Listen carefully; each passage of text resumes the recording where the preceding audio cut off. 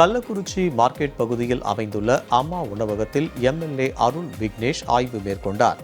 அப்போது அம்மா உணவகத்தின் தரம் மற்றும் சுற்றுப்புற சுகாதாரம் குறித்து ஆய்வு மேற்கொண்ட எம்எல்ஏ உணவை சுவைத்து பார்த்து அதன் குறைகளை ஊழியர்களிடம் தெரிவித்தார். அப்போது நகராட்சியினர் ஒதுக்கும் பணத்தில் தரமான உணவுகளை சமைப்பதாகவும், உணவுகளை எப்படி தரமாக சமைத்தாலும் நகராட்சி அலுவலர்கள் சரியில்லை என கூறி மன உளைச்சல் ஏற்படுத்துவதாகவும் ஊழியர்கள் அடுக்கடுக்கான புகார்களை முன்வைத்தனர்.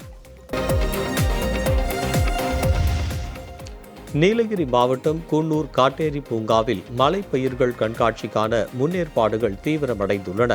கோடை விடுமுறையை முன்னிட்டு குன்னூர் காட்டேரி பூங்காவில் மலைப்பயிர்கள் கண்காட்சி இன்று முதல் 3 நாட்கள் நடைபெற உள்ளது.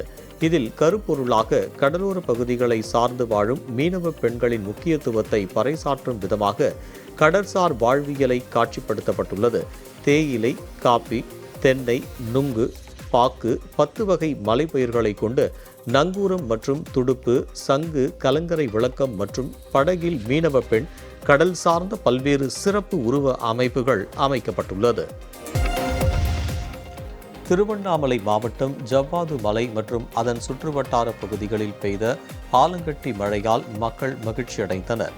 ஜவ்வாது மலை, ஜமுனாமரத்தூர், கோவிலூர் உள்ளிட்ட பகுதிகளில் கடந்த சில நாட்களாக கோடை வெயில் மக்களை வாட்டி வதைத்து வந்தது. இந்நிலையில் திடீரென பலத்த காற்றுடன் கூடிய கனமழை வெளுத்து வாங்கியது.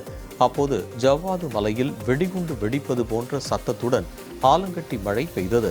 1 மணி நேரத்திற்கும் மேலாக பெய்த மழையால் வெப்பம் தணிந்து குளிர்ச்சியான சூழல் நிலவியதால் பொதுமக்கள் மற்றும் விவசாயிகள் மகிழ்ச்சியடைந்தனர்.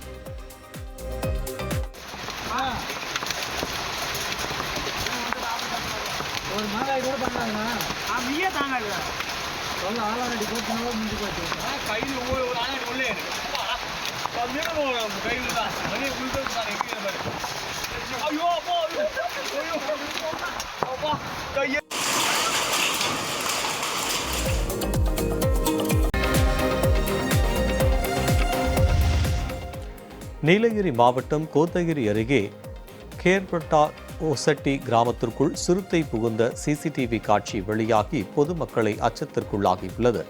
இரவு நேரத்தில் கிராமத்திற்குள் புகுந்த சிறுத்தை ஒன்று பூனையை கவ்விச் சென்றது அங்கிருந்த சிசிடிவி கேமராவில் பதிவாகியுள்ளது.